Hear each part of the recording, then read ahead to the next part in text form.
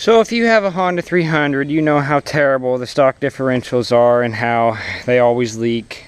It's not if they leak, it's when they leak water, mud, and whatever else that you can figure out how to get in there into the differential and will destroy it, or at least have you cause to rebuild it constantly. And same with the brake drum, that would be about right here on a stock one. So the fix to this is get a 250 Fourtrax from the 80s, a 250 ES or a Big Red, they're the same thing, 3-wheeler rear end, or a 350 Foreman rear end. This is a 350 Foreman rear end, and what you need to do to get it on there is this is a stock 300 axle tube on the center part of the tube where the shock mount goes on. As you see, that's the shock mount, and that's where the stock tow hitch goes on. On one end, all 4 bolts are perfectly square. On the other end, they are offset just a little bit. You want this end, then it's offset a little bit. Then you take it and you cut it in half with a sawzall or hacksaw, chop saw, whatever, and you shine it up.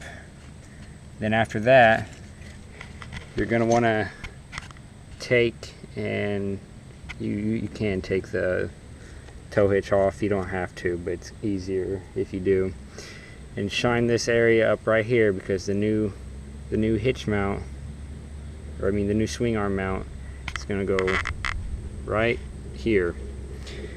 And how you do that is you take these 4, and they're the same bolt pattern as the stock 300 swing arm is.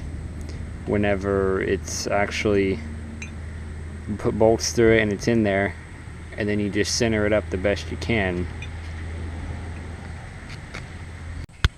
Alright, so now that you have that center hitch off and you have your plate bolted on, you can see what I was talking about, that it pretty much goes around this perfectly fine. You want to be sure and try to get about the same gap all the way around if possible, just to make it as straight as possible. And it's about as close as you can get just by rotating it up and down. You can't really do much about this gap and that gap, but the top and bottom side, from what you can do, it's about as far as it can go. So since it should already be shined up, all you gotta do is just fill in with a MIG wire welder or stick welder, anything you want, it don't matter. Just fill it in all the way around, and this is about what you want it to look like after it's all said and done. You need about the same gap between the top and the bottom. This right here on either side you can't really control. I always weld that last after I've done everything else, so I don't weld it to the swing arm. And as long as you weld it on both sides halfway decent, doesn't look like a bunch of chicken shit, then should be okay. Because I haven't had any issues with 2 previous rear ends I've welded, even though I haven't really used one of them. After that's all done and you have it welded about like that all the way around, and you have right here ground off on the 4 spots, 2 on each side, then it's ready to be bolted on. The drive shaft is the exact same as a 350 Foreman. There's nothing any more special you gotta do about it after you make this one little mount right here that most people have just sitting around because they're tired of their stock rear end going out.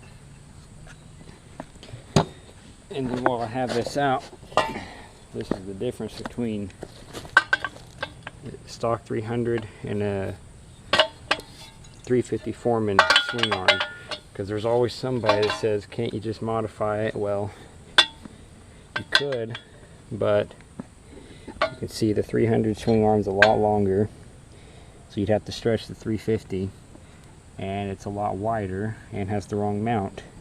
So basically you have to make a brand new swing arm. By the time you do all that, it's just not even hardly worth the effort as compared to just making one simple mount that takes an hour to make and put on. Also, I forgot to mention before I put it in the bike, You also have to make a shock mount with the 350 Foreman rear end. You can use a 250 Big Red shock and use the original shock mount on that bike, but if you want any sort of lift at all, you have to make your own mount. And mine, just 2 pieces of flat metal that hold the holes drilled in them, and I think from the center of the holes to the end of the metal is like 1 3/8 inches. And then I just have it welded right up, not against it, but really close to the hitch for the 350 Foreman rear end. And it gave about 3/4 of an inch of lift in the rear of this. And if I was to put a 300EX rear shock, which I will someday maybe, on this, and a 2-inch front lift, or just a small lift on the front or something, it would probably sit about perfect, because the U-joint angle isn't bad right now and everything's still fine.